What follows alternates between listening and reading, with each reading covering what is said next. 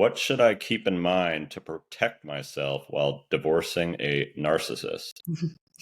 Yeah, so this is a really good question. I like to say that, and I think most people in our field like to say that the word narcissist gets, tossed around a lot. And if you're going to use that word in court or in a mediation or in your litigation, you need to have the evidence that supports it. You need to have the characteristics and the features, proof of what you're saying. So if you toss that word out there, it can't just be because somebody was mean to you one day. It has to be actual proof, a pattern, perhaps diagnosed, perhaps a psych evaluation. So here's kind of like my top tips. I've dealt with lots of individuals who act that way. And here's kind of some tips that I've always used. First is always documenting everything. So that is, whether that's our family wizard, whether that's taking screenshots, whether that is making recordings, making police reports, documenting everything. Unfortunately, that's in almost every case, but definitely with those types of individuals. The second piece of advice I always give is working with your attorney to make sure they understand what they're dealing with, and making sure that y'all are on the same page about your strategy. Because narcissists wants to like cause chaos and cause confusion and throw everything up at the wall, and they expect you to get all worked up as well. And so I like to say, if you're kind of the cool, calm, and collected one, and you're giving facts and documentation and evidence to show either the court or the guardian ad litem, this actually isn't correct, and here's kind of the proof that shows why the chaos they're causing isn't correct. That's really helpful, and that kind of ties back into your documentation. And then some other suggestion is you might want to file a motion for a psychological evaluation. You can do that in almost every state. I've found this to be extremely helpful because then you actually have a professional, a psychologist, a PhD, a doctor who is actually able to justify what you're saying, right? Like you're seeing all these things.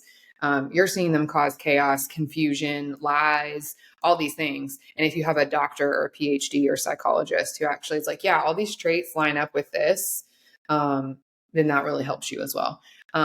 Also, additional witnesses. So part of my documentation plan with my clients is always like, okay, list out who are the witnesses. So I had one case actually where we made a whole long laundry list of all the behaviors we saw and then a person that could corroborate that. So that might be like the front desk lady at the dentist office. It might be like the teacher at school. It could be the person who was sitting in on the parent teacher conference. It could be a person who saw something happen at a gas station. So witnesses to corroborate, because sometimes in family court, no matter what state you're in, the judges have a hard time figuring out who to believe, mom or dad, parent or parent. Like who am I supposed to believe here?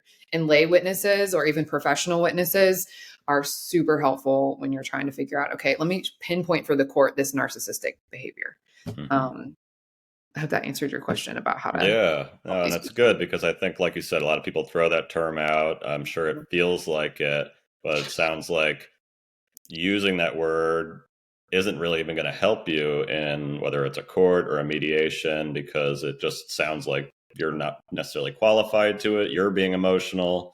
And then, like you said, anything that's going to feed the fire and make it more combative is actually working in their Mhm. benefit. That's what they want to happen. Mhm.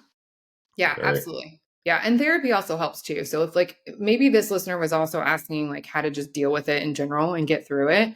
And some of my clients and my experiences with dealing with this, you've got to have a really good therapist to just help you through the process because you're going through the process and maybe it settles or maybe it goes to trial, but you've got to have your own therapist to really help you deal with the chaos and the stress.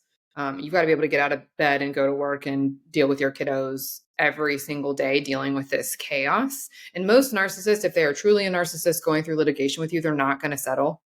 And so you are looking at all of those kind of end result trial strategies I just gave. But you got to get through it. And that's hard. Hmm. Yeah, you really do. It's like once you move into this divorce phase, you almost have to treat it like, okay, I'm game planning here. I have to strategize. I have to do things that I wasn't doing in the marriage. Hold my cards close to the vest. It's like a Mhm. completely almost playing a character now. It's like Yeah. things have changed. Yep.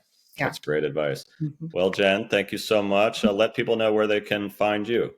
Yeah, absolutely. So I'm located in the North Georgia area in Canton, Georgia. Online, you can find us at Jenn Geller Law on Instagram, and then of course Geller Law on Facebook. And then our website is jengellerlaw.com. I appreciate you having me on today. Jen with two N's, anybody checking it out. So thank you, Jen, so much for being on Thanks for today. I appreciate it. Thanks so much.